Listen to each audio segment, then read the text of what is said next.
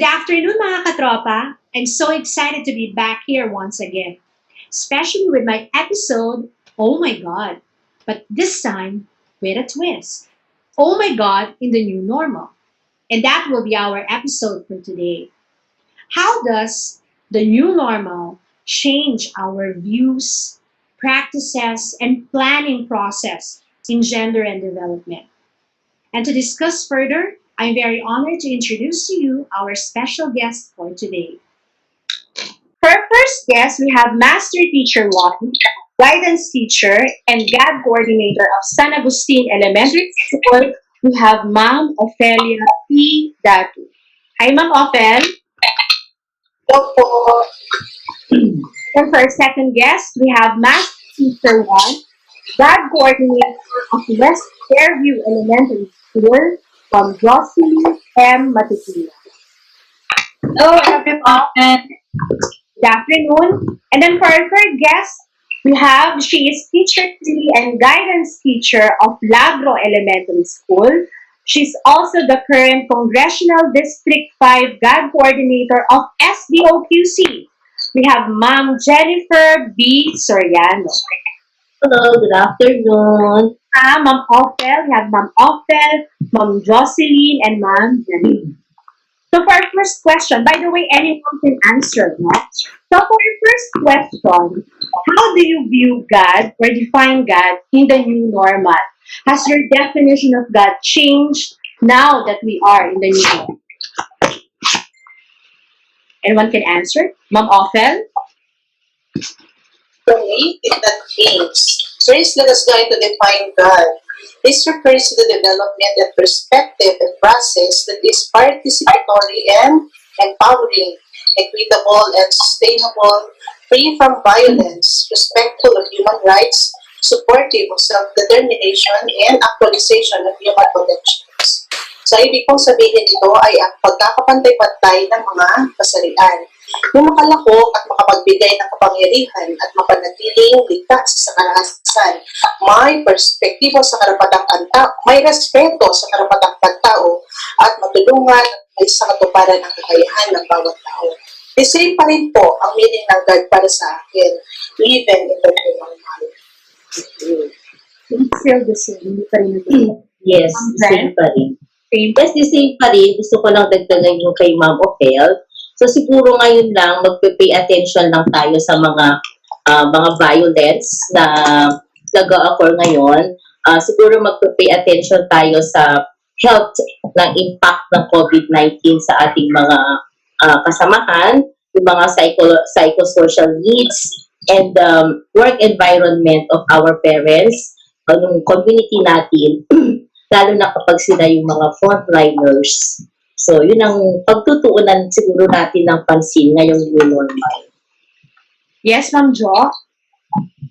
Yes, in addition, God in a new normal can still commit to gender equality through gender responsive basic education to promote inclusive education that ensure girls and boys, women's and men's equal access to learning opportunities, fair treatment in the learning process. That even we are in the new normal, I think nothing gonna change because we can still promote the protection of children against all forms of gender-based violence, abuse, discrimination, and bullying through proper orientation and channeling. So basically, the definition of God doesn't change. So for my next question, if the definition didn't change, how about yung planning process? Especially for God coordinators. Meron bang struggle? May changes ba when it comes to the strategic planning of God plans? Siguro for me, konti lang naman ang changes. So, siguro magpo-focus lang tayo ngayon sa coronavirus disease 2019. So, nagkaroon lang ng konting revision sa implementation ng GAD budget for fiscal year 2020, di ba? Na kung saan, we need to focus and address gender issues and concerns related to the COVID-19 situation. So, yun lang siguro yung pagbabago. Konti lang. Konti lang. Parang i-align lang natin yung plan natin Yes. sa current situation. Oo. Pero yung objective natin is still the same. Ayun pa rin siya. Yes. So, eto ma'am, for the sake of our viewers and listeners, when we are formulating a plan, or what is our inspiration when we are formulating a GAD plan? For me, siguro, we have to base the planning based on the needs of the school. Since the schools are closed, dapat pagtunan ng pansin talaga yung mga kailangan ng school natin, lalong-lalo na yung mga ating learners, yung parents natin, and the stakeholders. So, we have to plan based on the needs of the school. Ganun lang pa Needs of the school. Okay, I want to ask this specific question, mga ma'am, no? How do you, kasi in planning, we have to identify the gender issue. Di ba? Meron pong gano'n. May gender issue. Kailangan specific yung gender issue mo eh. Ano yung problema? And then you have to find out or identify also the cause of that gender issue. So my question is, how do you identify the gender issue and the cause of gender issue in your GAD plan? Can you give us a specific example of gender issue or the cause of gender issue, and how did you address it? If you have addressed it before, or how are you planning to address it? So, sa akin, as a guidance teacher, madali para sa akin ang identify na yung gender issue. Isa na dito yung Kasi you have bullying. the data, ma'am, di ba? Yeah, I have the data. Like for example, as a bullying, so since ako yung guidance teacher, pag nakikita kong maraming reported cases ng bullying, so yun ang pagtutuunan ko ng pansin.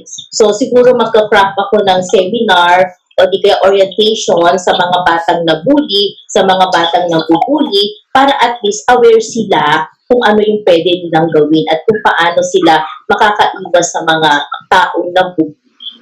So isa rin siguro yun.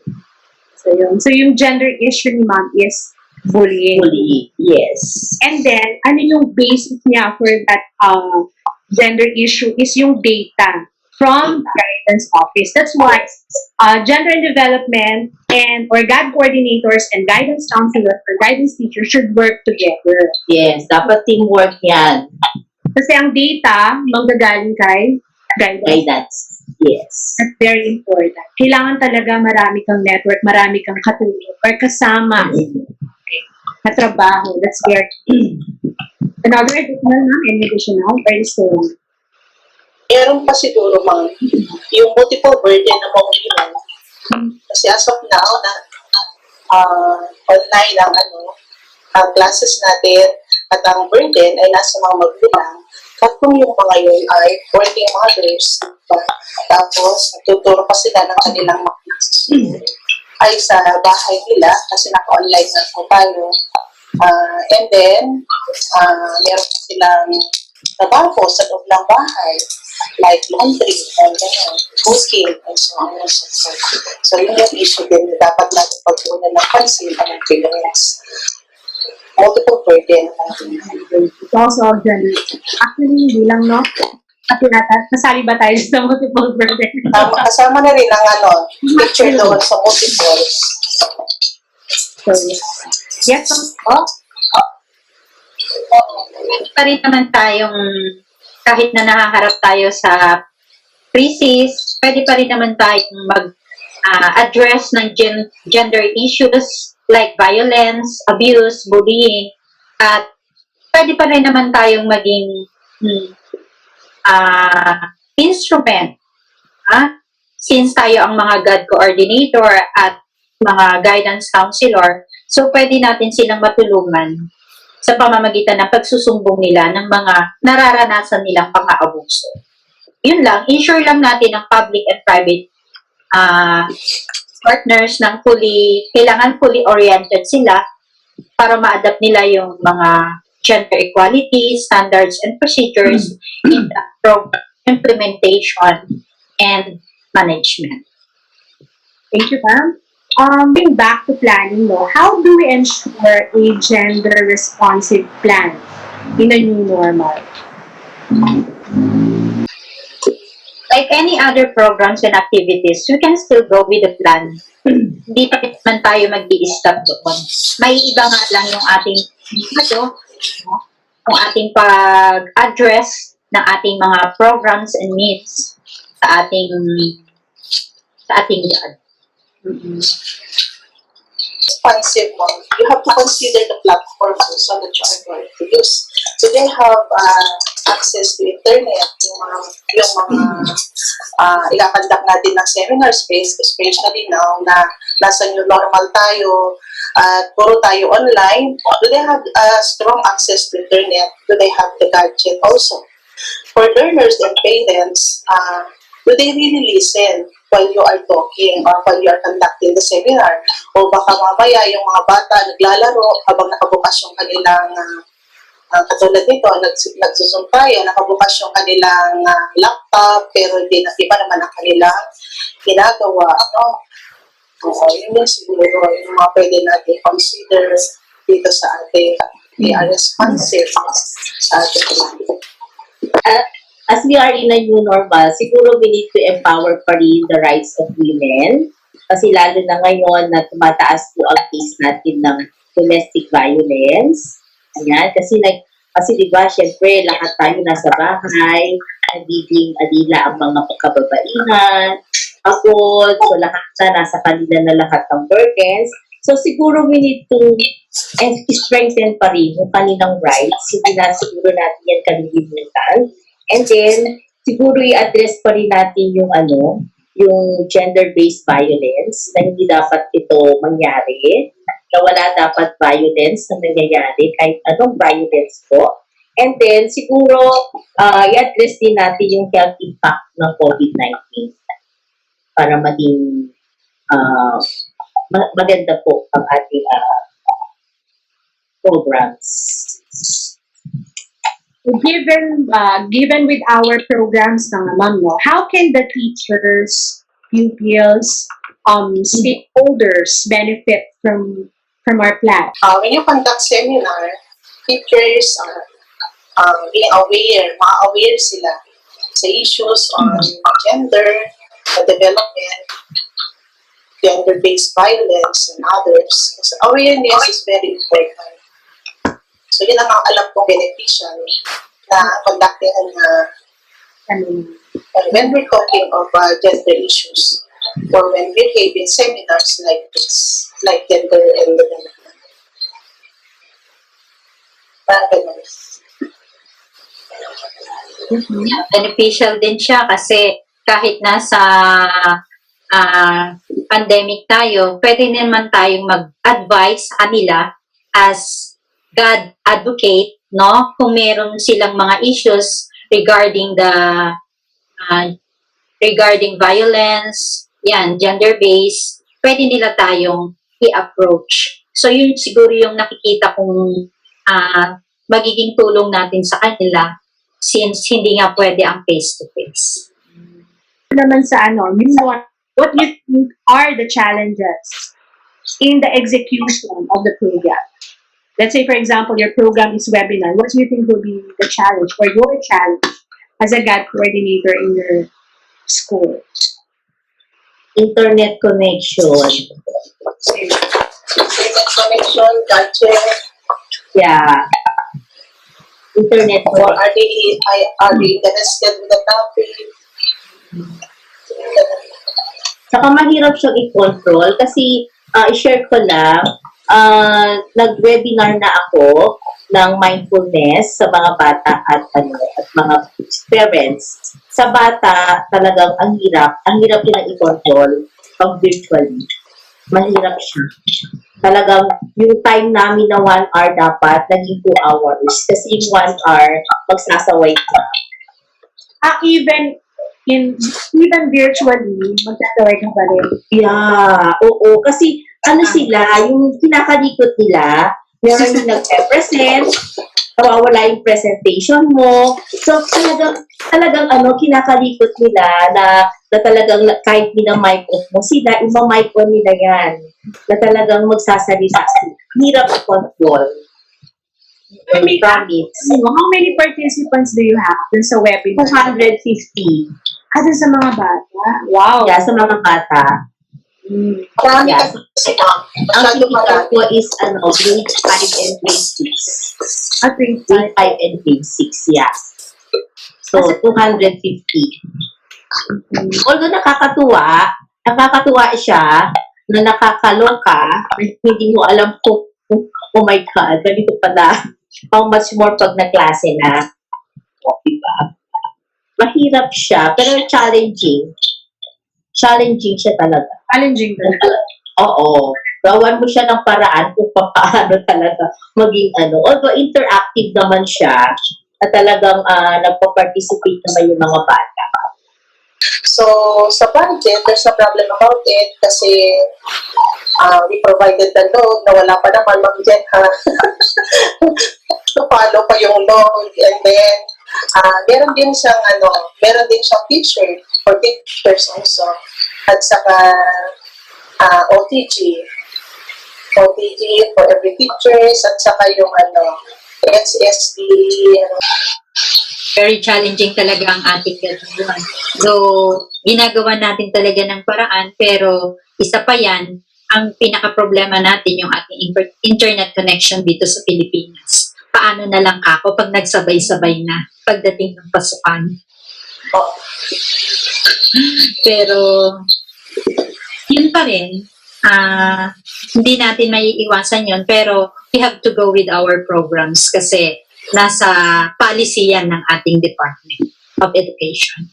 If ever, hypothetically, there will be a negative feedback. I know naman na you're all parang magagaling kayo in your schools. But if ever there will be a negative feedback in your program, how are you going to handle it? Negative feedback. Yes. Pag negative feedback naman, anyway, there's always a room for improvement naman. Hindi naman tayo perfect talaga. Yes. So, pag ganon, ang naririnig natin, negative, let us be positive with our own. No? Wag na lang natin patulan yung mga ganon kasi lahat naman ay ginagawa para sa kabutihan ng Saka kung Constructive naman siya. Para mag-change ka o may pagbabago, why not? Yes, ma'am. kung minsan yung mga negative feedback, kung minsan doon tayo na-challenge na gumawa pa ng more para ma-impress sila, di ba? Mas na-challenge tayo pag may negative eh. Gagawin talaga natin the best natin sa sige. Mapakita talaga natin kung ano yung hindi pa nila nakikita, di ba? Kung minsan gano'n tayo. Yes, totoo. Mas napapaganda natin yung GAD plans or Yes. Oo. mga feedback nito, whether it is positive. I have here online class. Actually, these are questions that were sent to me via Facebook. First question is, how do you sustain your GAD program? Siguro ang tinatanong dito is about the expenses. Do you have a specific budget? Or do you have sponsors with partners? So yung specific budget na tinatanong actually na kanina, meron tayong budget. Sa GAD po, every school has a budget. 5% of MOOE will go straight to GAD fund. Pero ito na lang siguro ang sagutin natin. Do you have sponsors or partners? Yeah.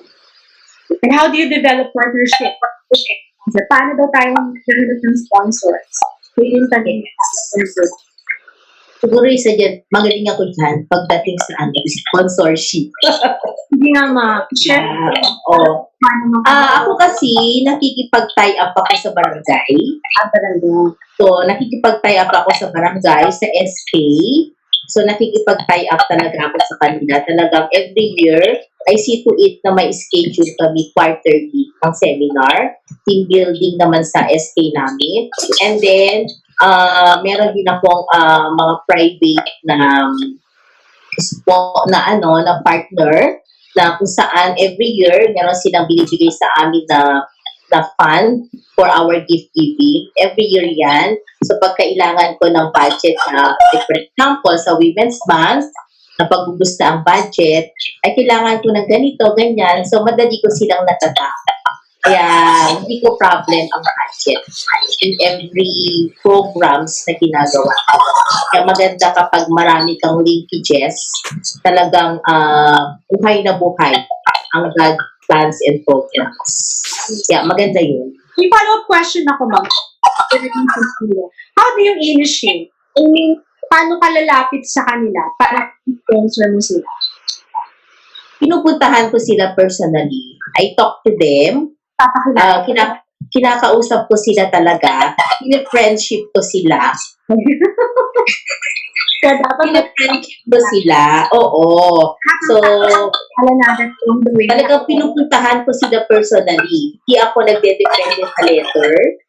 Kasi kung minsan ang letter, pag ayaw nila, hindi mo na at least maganda pag nandun ka personally na nakikipag-usap sa kanila. So, nagsiset talaga ako ng meeting for them. So before we end our discussion for today, I want to ask your message for our fellow teachers, pupils, and stakeholders. Meron po and give them to inspire them.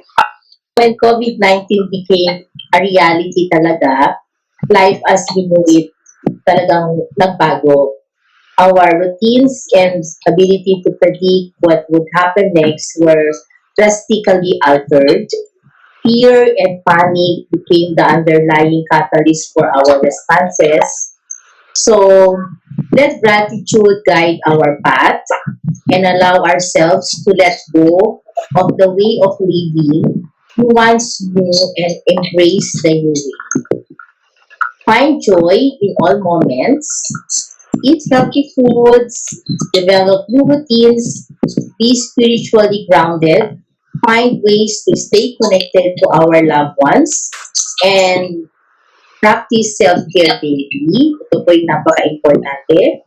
So we may start to find that there are some real benefits of this new way of living until we get back to normal.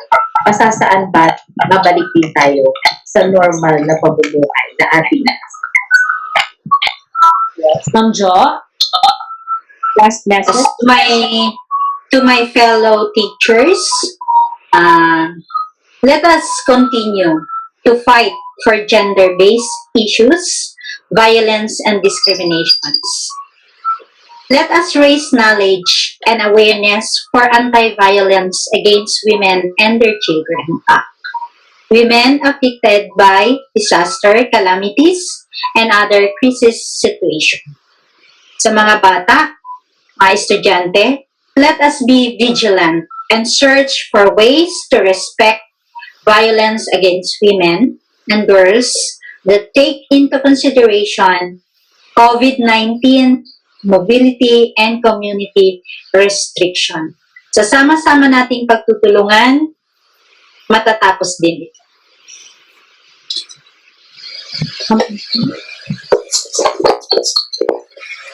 Message to my co-teachers, huwag sanang magsawang umattend sa mga seminars or webinars. Kahit paulit-ulit pa yung mga topic, meron pa rin naman matututunan yan.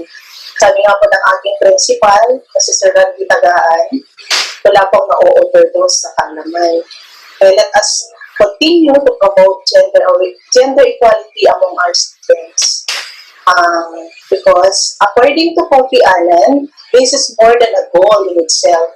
It is a precondition for meeting the challenge of reducing poverty, promoting sustainable development, and building good governance. And pagtulungan po tayo to spread awareness by integrating God in our lessons, especially in edukasyon sa pagpapakatao and araling panlipunan. In times like this, COVID-19 pandemic, let us all be resilient and sensitive to the needs of our learners. At para naman sa mga kabataan, sa mga estudyante ko, sa estudyante natin, kung kayo ay biktima ng pang-aabuso, karahasan, magsumbong sa kinauupulan, lalong-lalo na sa aming mga guro nila na laging katang tumulong at makinig sa mga problema at kinailangan. Thank you. Thank you, Ma'am Ophel. Ma'am Ophelia P. Dato, San Agustin Elementary School. Thank you, Ma'am Jocelyn Matutina of West Fairview Elementary School. And thank you, Ma'am Jennifer B. Soriano. I get confused with Balo and Soriano. B. Soriano of Lagro Elementary School. Actually, the three of them are the pride of Congressional District 5. Okay, so Wow, thank you. Thank you for that.